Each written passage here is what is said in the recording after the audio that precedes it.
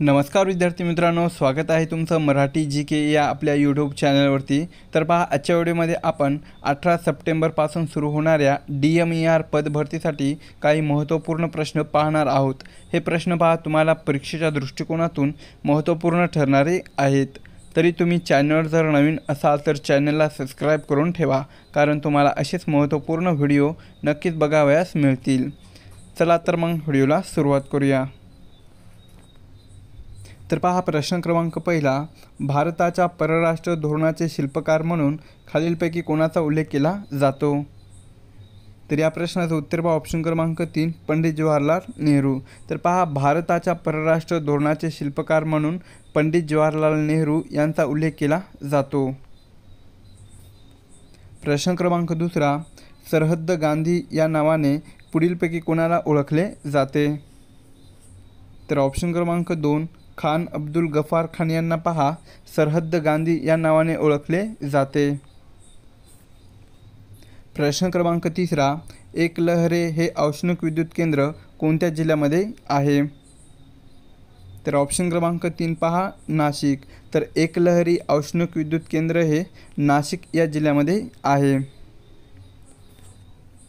प्रश्न क्रमांक चौथा, भारतामध्ये दत्तक वारसा नामंजूर हे धोरण कोणी स्वीकारले होते? तर ऑप्शन क्रमांक 3 लॉर्ड डलहौसी। तर पहा, भारतामध्ये दत्तक वारसा नामंजूर हे जे धोरण होतं तर ते पहा लॉर्ड डलहौसी यांनी ते स्वीकारलेले होते।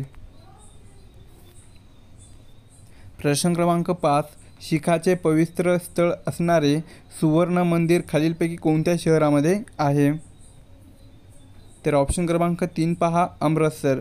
तर पहा, शीखाचे पवित्र स्थळ असणारे सुवर्ण हे जे मंदिर आहे तर ते पहा अमृतसर या शहरामध्ये स्थित आहे। प्रश्न क्रमांक 6, भारतीय किनारपट्टीचा कोणता भाग हा मलबार किनारा म्हणून ओळखला जातो? तर या प्रश्नाचं उत्तर पहा, ऑप्शन क्रमांक 2 केरळ किनारा। तर भारतीय किनारपट्टीचा पहा केरळ किनारा हा जो भाग आहे तर तो मलबार किनारा म्हणून ओळखला जातो। प्रश्न क्रमांक 7, मूलभूत अधिकार हे राज्यघटनेचा आत्मा आहे हे विधान पुढीलपैकी कोणाचे आहे? तर या प्रश्नाचं उत्तर पहा, ऑप्शन क्रमांक 1 डॉक्टर बाबासाहेब आंबेडकर। तर पहा, मूलभूत अधिकार हे भारतीय राज्यघटनेचा आत्मा आहे असे डॉक्टर बाबासाहेब आंबेडकरांनी म्हटलेलं आहे। प्रश्न क्रमांक 8, स्टीफन हॉकिंग हे कोणत्या क्षेत्रामध्ये प्रसिद्ध होते? तर ऑप्शन क्रमांक 2 पहा भौतिकशास्त्र। तर स्टीफन हॉकिंग हे पहा भौतिकशास्त्र या क्षेत्रामध्ये ते प्रसिद्ध होते। प्रश्न क्रमांक 9, अमेरिकेतील अंतराळ यानाला कोणत्या भारतीय अंतराळवीराचे नाव देण्यात आलेले आहे? तर या प्रश्नाचं उत्तर पहा, ऑप्शन क्रमांक 3 कल्पना चावला। तर अमेरिकेतील अंतराळ यानाला पहा कल्पना चावला या भारतीय अंतराळवीराचे नाव हे देण्यात आलेले आहे। प्रश्न क्रमांक 10, भारतीय वृत्तपत्राच्या इतिहासामध्ये वृत्तपत्राचा अग्रदूत म्हणून खालीलपैकी कोणाचा उल्लेख करतात? तर ऑप्शन क्रमांक 1 जेम्स हिकी। तर पहा, भारतीय वृत्तपत्राच्या इतिहासामध्ये वृत्तपत्राचे अग्रदूत म्हणून जेम्स हिकी यांचा उल्लेख केला जातो। प्रश्न क्रमांक 11, खालीलपैकी कोणती महाराष्ट्रातली आदिवासी जमात नाही? तर या प्रश्नाचं उत्तर पहा, ऑप्शन क्रमांक 2 संथाल। तर संथाल ही महाराष्ट्रातली आदिवासी जमात नाही। तर महाराष्ट्रातली आदिवासी जमात कोणती आहे तर ती पहिली आहे कातकरी, दुसरी आहे वारली आणि तिसरी आहे गोंड। ही महाराष्ट्रातले आदिवासी जमात आहे। प्रश्न क्रमांक 12, दक्षिण सह्याद्रीमधील पुढीलपैकी सर्वात उंच शिखर कोणते आहे? तर या प्रश्नाचं उत्तर पहा, ऑप्शन क्रमांक 3 अण्णाईमुडी। तर दक्षिण सह्याद्रीमधील अण्णाईमुडी हे पहा सर्वात उंच शिखर आहे। प्रश्न क्रमांक 13, आधुनिक भारताचा जनक या शब्दामध्ये खालीलपैकी कोणत्या समाजसुधारकाचा गौरव केला जातो? तर या प्रश्नाचं उत्तर पहा, ऑप्शन क्रमांक 1 राजा राम मोहन रॉय यांचा। तर पहा, आधुनिक भारताचा जनक या शब्दामध्ये राजा राम मोहन रॉय या समाजसुधारकाचा गौरव हा केला जातो। प्रश्न क्रमांक 14, भारताचा सर्वाधिक भूभाग कशाने व्यापलेला आहे? तर ऑप्शन क्रमांक 3 पहा, प्राचीन पठाराने. तर भारताचा सर्वाधिक भूभाग हा प्राचीन पठाराने व्यापलेला आहे. प्रश्न क्रमांक 15, शिव छत्रपती पुरस्कार कोणत्या क्षेत्रासाठी प्रदान केला जातो? तर ऑप्शन क्रमांक 3 क्रीडा. तर पहा, शिव छत्रपती पुरस्कार हा क्रीडा या क्षेत्रासाठी प्रदान केला जातो. प्रश्न क्रमांक 16, खालील कोणत्या राज्यामध्ये किंवा केंद्रशासित प्रदेशात लिथियमचे साठे आढळतात? तर ऑप्शन क्रमांक 4 पहा, जम्मू काश्मीर. तर पहा, जम्मू काश्मीर या राज्यामध्ये किंवा केंद्रशासित प्रदेशामध्ये लिथियमचे साठे हे भरपूर प्रमाणामध्ये आढळतात. पुढीलपैकी नाथसागर धरण कोणत्या जिल्ह्यामध्ये आहे? तर ऑप्शन क्रमांक 1 पहा, संभाजीनगर. तर संभाजीनगर या जिल्ह्यामध्ये नाथसागर हे धरण आहे. महाराष्ट्रातली लोकसंख्येची सर्वाधिक घनता कोणत्या जिल्ह्यामध्ये आहे? तर ऑप्शन क्रमांक 2 पहा, मुंबई उपनगर. तर महाराष्ट्रातील लोकसंख्येची सर्वाधिक घनता ही पहा मुंबई उपनगर या जिल्ह्यामध्ये आहे. प्रश्न क्रमांक 17, भारतातील सर्वोत्तम प्राणी संग्रहालय म्हणून कोणत्या राज्यातील प्राणी संग्रहालय घोषित करण्यात आले आहे? तर या प्रश्नाचं उत्तर पहा ऑप्शन क्रमांक 4 पश्चिम बंगाल. तर भारतातील सर्वोत्तम प्राणी संग्रहालय म्हणून पहा पश्चिम बंगाल या राज्यातील प्राणी संग्रहालय हे घोषित करण्यात आलेले आहे. प्रश्न क्रमांक 18, भारताची पहिली स्वदेशी बनावटीची आण्विक पाणबुडी पुढीलपैकी कोणती आहे? तर ऑप्शन क्रमांक 2 पहा, INS अरिहंत. तर भारताची पहिली स्वदेशी बनावटीची आण्विक पाणबुडी ही INS अरिहंत आहे. प्रश्न क्रमांक 19, सातपुडा आणि विंध्य पर्वतामध्ये कोणती नदी खोरी आहे? तर ऑप्शन क्रमांक 2 नर्मदा. तर पहा, सातपुडा आणि विंध्य पर्वतामध्ये नर्मदा ही नदी खोरी आहे. प्रश्न क्रमांक 20, अभिनव भारत म्हणजेच यंग इंडिया या संघटनेचे मुख्यालय खालीलपैकी कोठे आहे? तर ऑप्शन क्रमांक 2 पहा, नाशिक. तर अभिनव भारत या संघटनेचे मुख्यालय पहा नाशिक या जिल्ह्यामध्ये आहे. प्रश्न क्रमांक 21, आशियातील सर्वात मोठे बांबू प्रशिक्षण व संशोधन केंद्र कोठे आहे? तर ऑप्शन क्रमांक 2 चंद्रपूर.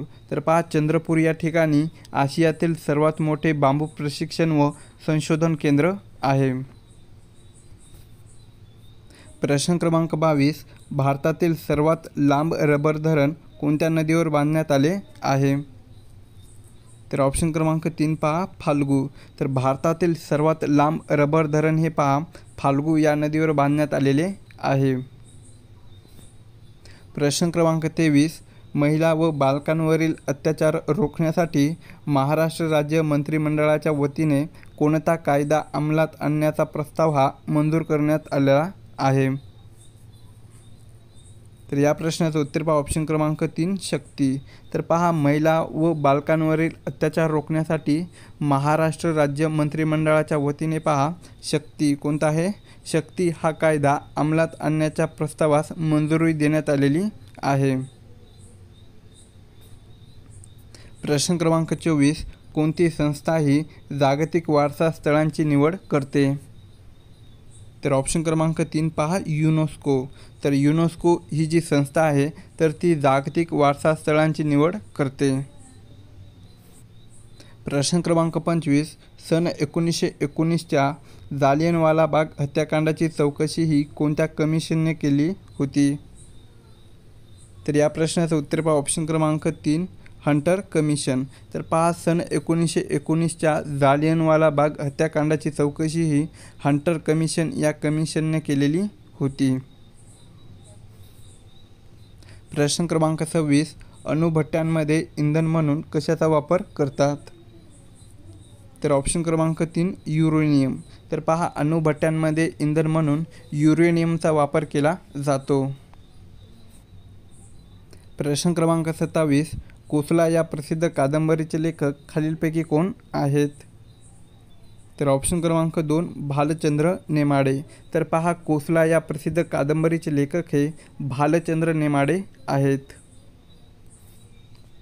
प्रश्न क्रमांक 28 खालील राष्ट्रीय काँग्रेसच्या पहिल्या महिला अध्यक्ष कोण होत्या? तर ऑप्शन क्रमांक 2 ॲनी बेझंट.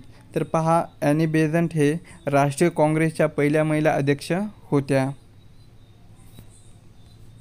प्रश्न क्रमांक 29 पुढीलपैकी ग्रामगीता ही कोणी लिहिलेली आहे? तर ऑप्शन क्रमांक 2 संत तुकडोजी महाराज. तर संत तुकडोजी महाराजांनी पहा ग्रामगीता ही लिहिलेली आहे. प्रश्न क्रमांक 30 भारतातील पहिले पाठ्यपुस्तक संग्रहालय महाराष्ट्रातील कोणत्या शहरामध्ये उभारण्यात येणार आहे? तर या प्रश्नाचं उत्तर पहा ऑप्शन क्रमांक 2 पुणे. तर पहा भारतातील पहिले पाठ्यपुस्तक संग्रहालय हे महाराष्ट्रातील पुणे या शहरामध्ये उभारण्यात येणार आहे. प्रश्न क्रमांक 31 आवळा या फळामध्ये नैसर्गिकरित्या मुबलक आढळणारे आम्ल कोणते आहे? तर ऑप्शन क्रमांक 3 पहा सायट्रिक ॲसिड. तर आवळा या फळामध्ये पहा नैसर्गिकरित्या मुबलक आढळणारे आम्ल कोणते आहे? तर ते सायट्रिक ॲसिड हे आम्ल आहे. प्रश्न क्रमांक 32 रात आंधळेपणा हा आजार खालीलपैकी कोणत्या जीवनसत्वाच्या अभावामुळे होतो? तर ऑप्शन क्रमांक 1 पहा जीवनसत्व अ. तर पहा रात आंधळेपणा हा जो आजार आहे तर तो पहा जीवनसत्व अ या जीवनसत्वाच्या अभावामुळे होतो.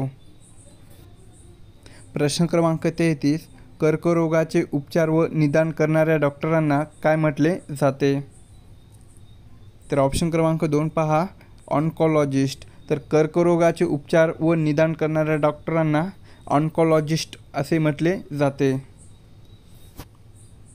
प्रश्न क्रमांक 34 खालीलपैकी कोणता धातू हा पांढरे सोने म्हणून ओळखला जातो? तर ऑप्शन क्रमांक 2 लिथियम. तर पहा लिथियम या धातूला पांढरे सोने म्हणून ओळखला जातो. प्रश्न क्रमांक 35 डॅश हे तंबाखूमध्ये आढळणारे हानिकारक रसायन आहे? तर ऑप्शन क्रमांक 1 पहा निकोटीन. तर निकोटीन हे तंबाखूमध्ये आढळणारे हानिकारक रसायन आहे. प्रश्न क्रमांक 36 डायलिसिस उपचार पद्धती कोणत्या आजारामध्ये वापरली जाते? तर या प्रश्नाचं उत्तर पहा ऑप्शन क्रमांक 3 मूत्रपिंडाचे आजार. तर पहा डायलिसिस ही जी उपचार पद्धत आहे तर ती ज्यांना मूत्रपिंडाचा आजार आहे तर त्या आजारामध्ये वापरली जाते. प्रश्न क्रमांक 37 मानवी शरीरात खालीलपैकी कोणते द्रव्य हे सर्वात मोठ्या प्रमाणामध्ये आढळते? तर ऑप्शन क्रमांक 4 पहा ऑक्सिजन. तर मानवी शरीरामध्ये पहा ऑक्सिजन हे जे द्रव्य आहे तर ते सर्वात मोठ्या प्रमाणामध्ये आढळते. प्रश्न क्रमांक 38 कावीळ हा रोग मानवी शरीरातील कोणत्या अवयवास होतो? तर ऑप्शन क्रमांक 2 पहा यकृत. तर कावीळ हा जो रोग आहे तर तो पहा मानवी शरीरातील यकृत या अवयवास होतो. पुढचा प्रश्न आहे नैसर्गिक वायूचा मुख्य घटक खालीलपैकी कोणता आहे? तर ऑप्शन क्रमांक 1 मिथेन. तर मिथेन हा नैसर्गिक वायूचा मुख्य घटक आहे. पुढील प्रश्न आहे खालीलपैकी कोणता जीव हा त्वचेतून श्वास घेतो? तर ऑप्शन क्रमांक 2 पहा गांडूळ. गांडूळ हा जो जीव आहे तर तो पहा त्वचेतून श्वास घेतो.